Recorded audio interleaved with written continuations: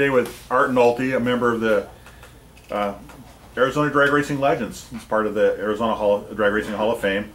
Art's a longtime legend in drag racing, boat racing in Arizona. He's been a leader in a lot of technologies in turbocharging and a lot of other things along the way. But he's here today because he's one of the good guys, and we want to hear his stories and his memories of Arizona. So, welcome.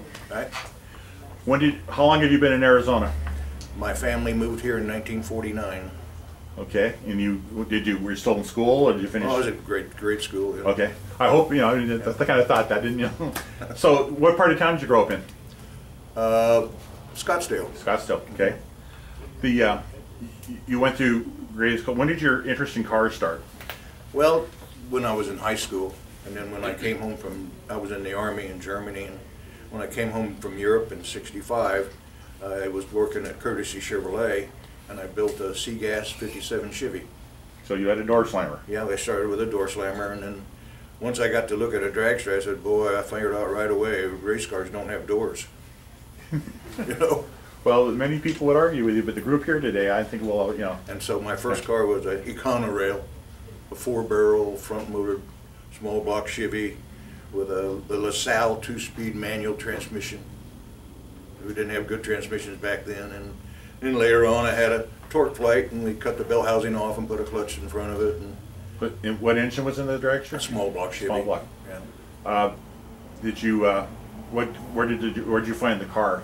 How the car did you come across? I bought it off of Ron Sutherland. It was one of Ron's friends, and it was a front-motor top fuel car, and we converted it over and put a Chevy in it.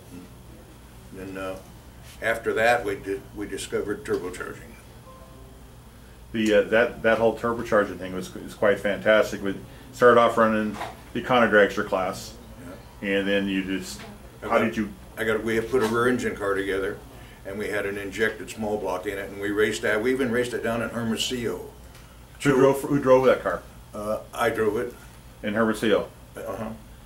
And then later on, we discovered turbocharging, and I drove it for a little bit, and we couldn't make the car. We couldn't win any rounds with it, and we just couldn't make it run good. So Steve Hogan and I were buddies from high school, and we put him in the seat, and I got out of the car, and I could see what was going on, and we started doing better then, you know. And I know when we had an engine on the dyno, we had a small block Chevy, a 302-inch iron Chevrolet.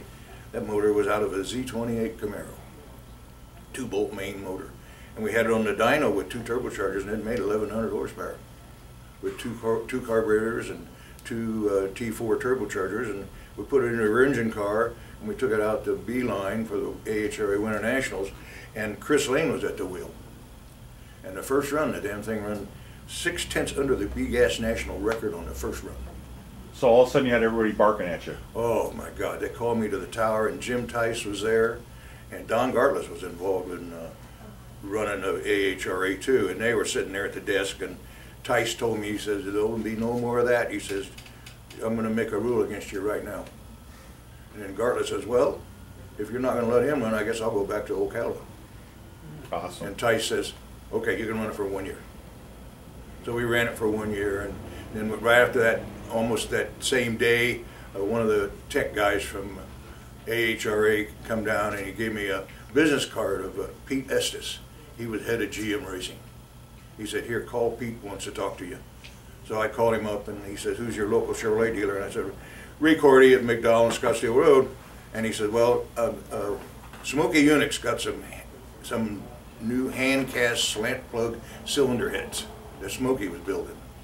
And then pretty soon, a few weeks later, the parts department guy at Rick Horty called me up, and he says, I don't know who in the hell you are. He said, but there's a pallet full of cylinder heads marked no charge. You know, and Pete gave me a Smokey Unix number, and I talked to Smokey a lot of times, and then after the year we couldn't run anymore, so then I went over to AHRA, and we put a Rodak, a big Chevrolet solid block motor in it with turbochargers, and we took it up to Denver, and the car ran 214, and it never was an alcohol car at Denver over 200. Boy, they come the division guy poked his finger in my chest and he says, "There will be no more of that. You slow that son of a bitch down, or we'll make a rule against you." And boy, there was 3 of us guys. There was a guy at Crane Cams. Chase Knight? Yeah, he had one. And then there was another guy in California. And there was 3 of us guys running turbochargers at that time. And they made a rule against all of us. So then I had to go put an 871 on it, and then I ran top alcohol dragster with an 871, and that year we were in Division 5. And I had a guy from Denver driving it, and we finished number 2 in Division 5 that year. We raced from Phoenix, Pueblo, all the way up to Brainerd, Minnesota. Some big name tracks. Yeah. So your passion for turbochargers, in the beginning you were the voodoo guy. You were the dark arts, and people didn't understand why you did it, and you had to be cheating somehow. And possibly in my belief is that they didn't like you because you knew that you had technology that they weren't aware of. Well, it made all the guys that, like Gene Mooneyham and all them guys that were building blowers, it just meant that their stuff was antiques now. You're working with a supercharger that's running at 70% ranges versus with a blower that's 30%. There was just no different. There was no comparison. So then I quit that, and I stopped, and for a few years I got my pilot's license, and I started flying. And then a friend of mine came by, and he says, "Hey," he was racing a drag boat. He says, "Would you go out to the Firebird, the raceway, and help me with my drag race boat?" Well, that started another whole deal. Pretty soon I had a capsule boat and running. Who was that friend of yours that brought you out there? I can't remember his name now. That's okay. But anyway, he's in the Over the Hill gang deal. Okay. My brother's in the Over the Hill gang, and he's part of that deal. And so pretty soon I had a capsule boat, and we put turbochargers on it, and we went out and won a bunch of races.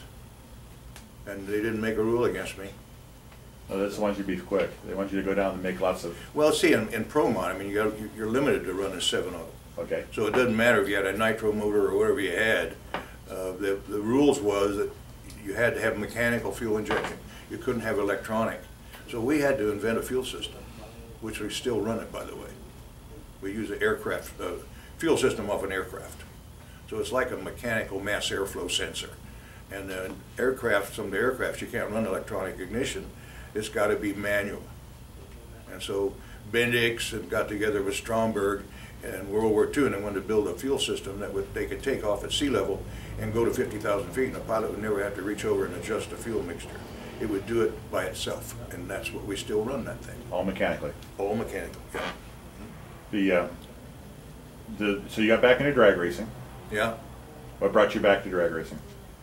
We had that capsule boat down in Marble Falls, Texas, running a Pro Mod class down there with that, and I had my nephew driving it, and he ran her off the end and crashed it.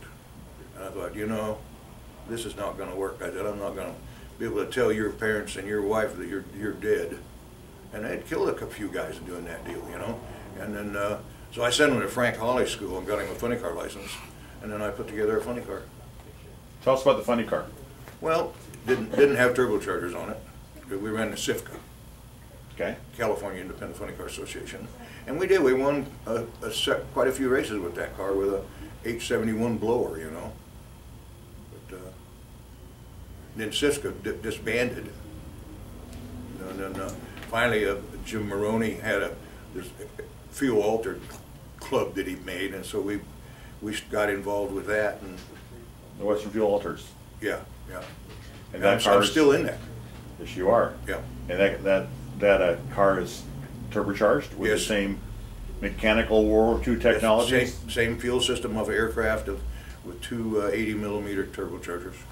If you were to, you stay with mechanical because basically everybody would have a fit if you were to put the type of electronic systems they have in the Pro Mods stuff today. They would probably.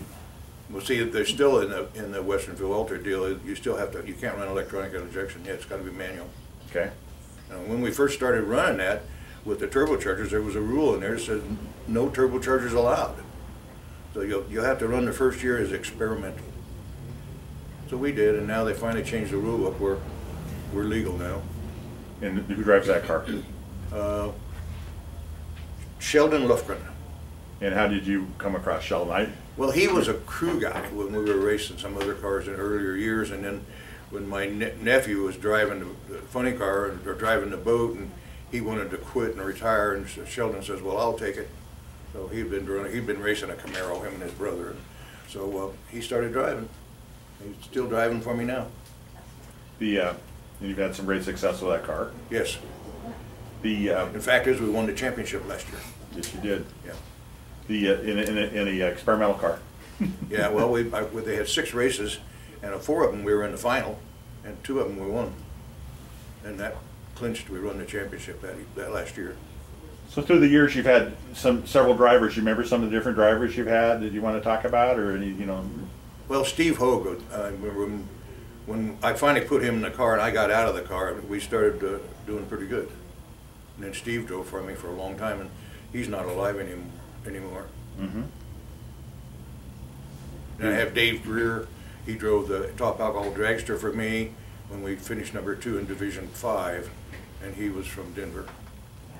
So that's where it's easy to run out of 5 because that's where he was from. Well, they changed this used to be Division 7.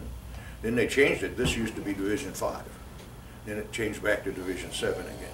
Okay, so they kept moving to Arizona because there wasn't a lot of NHRA tracks here, so they just kind of threw it in with the rest of the. Well, I know we raced at all the California tracks, Mm-hmm. and then in Tucson we raced there a lot. When the track was on the other side of the road than it is now. The old Tucson Dragway. Yeah. So where in Arizona, what tracks do you remember racing at? Oh, the one up in Northwest Phoenix. Phoenix Dragway? Yeah, from Mel Larson's? and Tucson. Old and new? Yeah, both of those. Yeah. What do you remember about Beeline? I remember destroying a lot of transmissions and stuff in the front motor dragster. We were running those old LaSalle 2-speed. It was a 3-speed, but we'd only run it in the second and high gear. And I think a lot of the earlier guys, that's what they ran. What did you replace LaSalle with? M&M clutch, a torque flight with the bell housing cut off. Okay. And back then they didn't make good torque converters. Now they got torque converters. The one that we run now, it'll handle 3,500 horsepower. And I think a lot of the Pro Mod cars now have all changed over to torque converters. Changing technologies along the way. Yeah. You've done this for a long time. You're definitely a Arizona drag racing legend. What do you remember most? What's your favorite part about racing? Winning, I guess. That's okay. That's Yeah. great. Yeah. Oh, I like the camaraderie, and I am a bug on the best trophy I have was one I got for best engineered. It's a pride. Yeah, like that's the best trophy I got, the best engineering trophy. And I was at a race a couple of years ago, and I don't know who they were, but they come up and gave me a check for $200 and gave me a best engineered trophy. And I'm not sure exactly who it was. But you took the trophy? I still have it. That's awesome. Yeah. So you're still racing. Anything future plans? You're going to stay with the Alter? And Well, this pandemic here has really hurt us. We only did 2 races this year, and then the pandemic come, and so I don't know if we're going to have any races the rest of this year until this thing is over with. kind of put everybody on hold for a while. Yeah. So what are you doing? You fish? I spend a lot of time on my houseboat. Okay. In fact, as today, I'm going to go up there as soon as we get done here. So, well, we appreciate you being here today. Arizona Drag Racing, you're part of the legends, and it wouldn't be what it is if it wasn't collectively all the legends there. You've inspired a lot of other people. They're friendships, and you also had some rivalries, but they were all good. And Yeah. you made it. You paved the way for a lot of people, and you still are. And it's nice to have you with us here today. Art Nolte, thank you very much for your time, and once again, thanks for being an Arizona Drag Racing legend. I enjoy being here. Okay.